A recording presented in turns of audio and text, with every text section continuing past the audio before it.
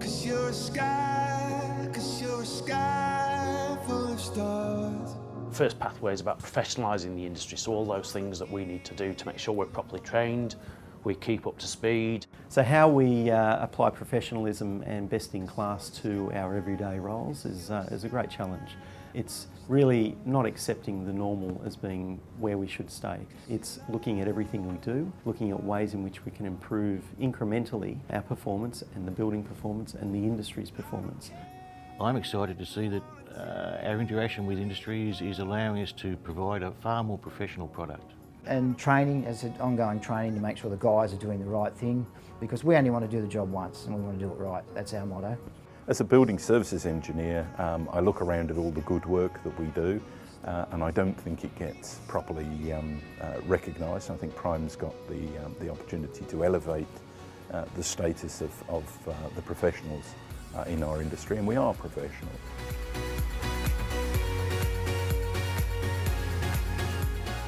I was looking at the regulation space, which is the second pathway of Prime, which was looking at all those aspects that complement the other things that need to be done, so best practice guides, standards, regulations, harmonisation, codes.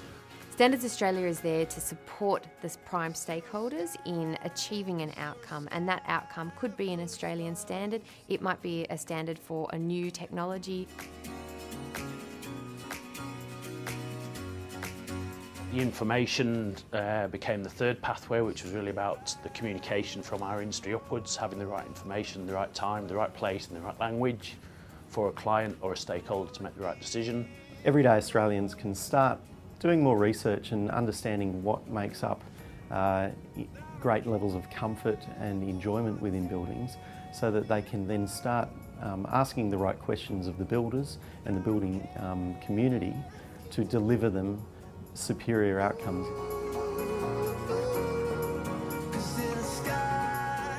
Measurement verification is really key. As engineers and technical people, we love evidence, but as an industry we've not been good at delivering it or measuring it or going back and keeping those records and creating benchmarks. If we want to get to this low emission future, we've got to know where we're at from day one. In terms of measuring building performance, what we've found is that people don't know what they don't know, so that once you put an energy monitor into an office or into a home, people then have the ability to benchmark their own performance and benchmark their own behaviour, so they can see what works, what doesn't work.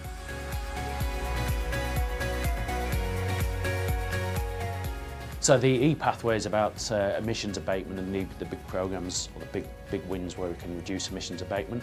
So it's making sure we've got the right technology and the right systems. It's about designing the best buildings, and it's about having the best practices to design, install, operate and maintain those buildings. Emissions abatement, climate change, whatever we want to call it, is such a diverse conversation that we don't have a common language that we all use. Having Prime in place says here's the common language that we're all going to use as an industry. Engineers focusing on energy efficiency, for instance, that actually makes good business sense. In fact, sustainability is one of those things where actually we shouldn't be thinking about sustainability at all. It should just be part of what we do.